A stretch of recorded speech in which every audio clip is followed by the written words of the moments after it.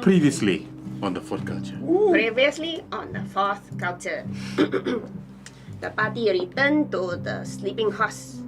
Very sad but somber that we have given up the search for Bob ourselves, but our good friend Jibril has continued on. Bob is a baby griffin.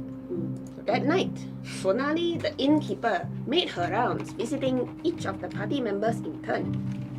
Yesa learned that Sonali was sexually interested in Bara and warned her to be gentle with him. Yes. Sonali visited Kaman, who didn't share much with her. Kie didn't even answer the knock because she was inside her sword again. Inside her sword, Kie found out that she can actually change the immediate surroundings of her immediate surroundings inside the sword. So she said, I want to hear water. Got water sound. I want to see leaf. Got leaves. It's very cool.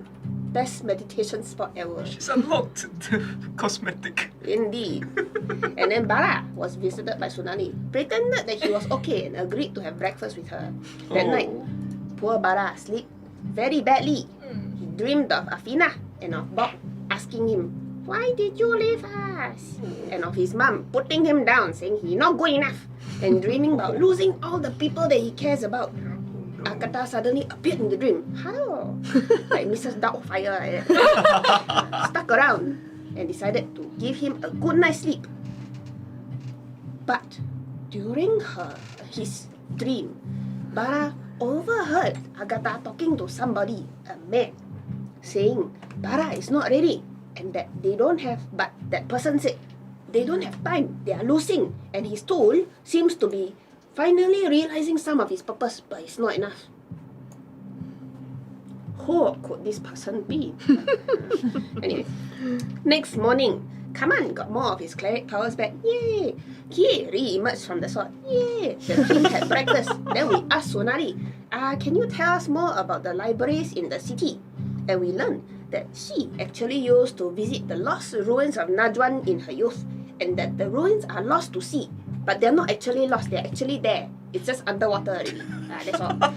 And he said, people used to visit the edge of the ruins, or rather they still visit the edge of the ruins, but not the central part, because they are stories of the sea elves who live there. And they are known for being, this is her word, not mine, sociopathic fucks. To which we were all very confused, because the one sea elf we know, sitting right there wearing a half disguise, is not a sociopathic fuck. Yes. So we're not quite sure what she's talking about. Anyway, we asked her for a letter of introduction to the university. And Bara also sent her a song. After breakfast, we all went to the auction house and asked if they had any tasks for us. While Was it waiting... beef breakfast? Beef lefers. Yes. So we went to the auction house, asked for tasks, and then while one of the guards was going to ask for the task, the other one overheard us chatting about Kie's sword and how Bara talked about undead friends in sword. And then suddenly that guard was like, pay a lot of attention. And then when we look, he pretend never pay. We are on. Well, Kaman is on to you. Don't anyhow. Anyway, Amber, the lady from the auction house, met with us and told us that she had a job for us and would pay us 2,000 gold if we could bring back some items, a statuette and a bowl, which was in an old temple that was meant for the old goddess called the Lady. Yes, and it's somewhere outside landfall in this adventurous shanty town. And we had a time limit of 2 weeks. So the party decided to stock up on some healing potions before we set off. And that's when we realized that the potions here are very unusual ones. Bara and the shopkeeper both drank one, and then their accent kept changing. Perhaps this could be the secret behind Bun's missing action. It's not that he's missing, it's just that he drank the potion and then keep changing. Maybe, we don't know. So after our shopping, we went to landfall and we overheard a bunch of adventurers talking about, we are going to find our fortunes in the lost ruins of Najwan. That night, we rested and Kie took first watch. In the distance, in the dark, she saw some lights floating around And like any curious person, she went to check it out. Unfortunately, she then realized that the lights were attached to this big eyeball that was floating and looked like it was dying because it was rotted. And so she and ran back to camp, woke us all up, and then the eyeball flew behind her and choo choo choo choo choo choo, and then we all woke up and fought the eyeball, and then fighting the eyeball suddenly got 2 more eyeball, and then we were fighting 3 eyeball, fire, and then they died. Yay! Oh, what else happened? Oh yes, so after that, Kaman had this strange inspiration and decided to search the bodies of the eyeball, or rather the eyeball of the eyeball. Yes.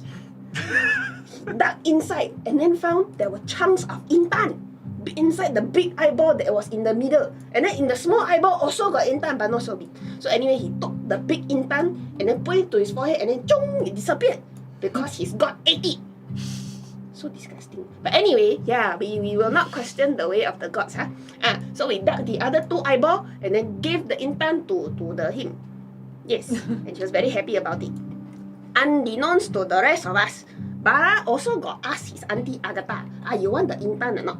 But then auntie Agatha said, no, the intan I want is actually like a jewel. It's like translucent one, you can see through. Very nice. So, yes, now we know, or rather now Bara knows that auntie Agatha's intan is special, is different. Whereas Aina, which is Kaman's god, not so picky lah. Any intan will do. Intan will do. Any in time will do. Finally, Bara cast a sending to Bob and learned that he was with friends in the forest who were feeding him and letting him play. And then he cast a sending to Jibril, who said he was looking for local help, but no luck yet. And then finally, he cast a sending to Afina, who bloop bloop bloop bloop bloop bloop bloop bloop bloop bloop bloop in reply. And Kaman realized that she was actually talking in Akuan. Dun, dun, dun. What has happened to Afina? Will we find out this week? Probably not. Stay tuned.